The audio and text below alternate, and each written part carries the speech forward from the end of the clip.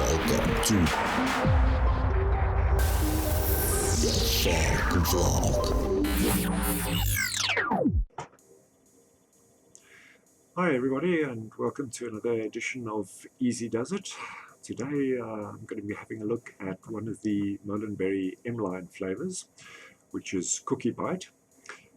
In common with the other M-line flavors by Molinberry, this isn't a single flavor. Instead, it's a compound flavor that aims to be almost a one-shot. And as the name suggests, it's a cookie flavor, and in this case, a chocolate cookie.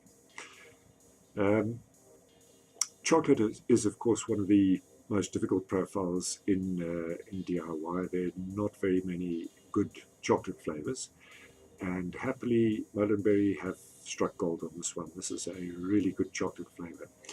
They describe it as Belgian chocolate, cocoa beans, and a milky biscuit, and that is pretty accurate, I would say.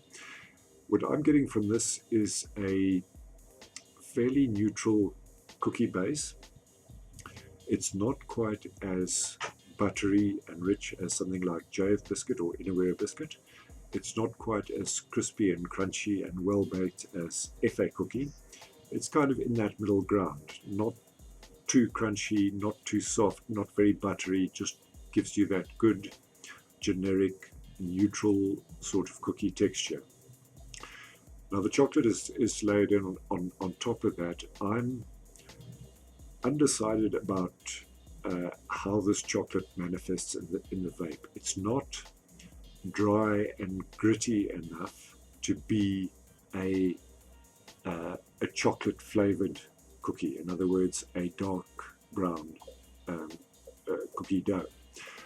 Nor yet is it creamy and smooth and separated enough to be a layer of melted chocolate on top of a flavorless cookie base. Instead, this kind of sits in the middle.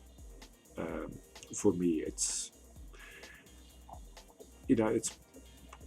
could be chocolate chips, it could be a thin layer of melted chocolate, it could be incorporated into the dough to give you a dark brown colored cookie, but it's not prominent enough in any of those areas that I could nail it as that is what it is. It kind of straddles all of those areas, and I think this is what is going to make this recipe, this flavor, very versatile, in that you will be able to push it one way or the other. If you add something like FA cookie or another biscuit flavor to it, I think that chocolate will recede to the point where it becomes a chocolate flavored cookie.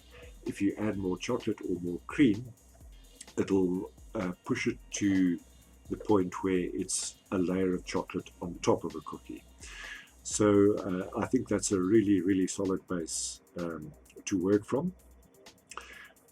That chocolate is really good. It's a milk chocolate. It's not, doesn't tend towards the darker, bitter, sort of dark chocolate, but it's also richer and fuller than the cocoa light sort of generic cooking chocolates that you would find, the cooking milk chocolates. So it's definitely a higher quality chocolate than you would normally find in a biscuit, but it doesn't go that full-on Bourneville dark chocolate bitter vibe. Instead, it's a nice, deep, rich, fairly cocoa-heavy chocolate. There is a little bit of almost what I would call a powdery chocolate note, cocoa powder type of note, but it doesn't go into that latex or chalky vibe that plagues so many DIY chocolates. This is a really solid chocolate, and for that alone it deserves credits, and it deserves use and a place in your stash. Putting it with the biscuit, I think, just deepens the flavor, makes it more interesting. I think this will serve as a versatile base. Any type of chocolate note that you want, obviously a cookie would be the first option, but even for things like chocolate milkshakes or other forms of chocolate bakery, chocolate waffle, stuff like that, I think this is going to see quite a lot of use in the DIY community. This is a fairly new flavor. There aren't that many recipes out for it yet. There are only 17 recipes for it on all the flavors, where it's used at an average of around 3%. The 7 flavors that are there all look very interesting. They all by people who collaborate with this show, or who watch the show, or who are associated with the show in some way or another. It's DIY Down Under, it's Daytime Frank, it's Nick Evans, it's Wadey Loops, it's Tam Vapes. So some really interesting and accomplished looking recipes there if you want to check those out at ATF. And in closing, I can just say that this is a flavor that I'm quite happy to vape on its own as a one shot. It's probably not entirely there. When I mixed it again, I'd probably shift it one direction or the other, add a bit of cookie, add another chocolate, add a bit of cream. But on its own, just as a straight one shot type flavor, mixed it around 5-6%. This actually does the business for me. It's one of the very, very few flavors that I would actually recommend to be vaped on its own.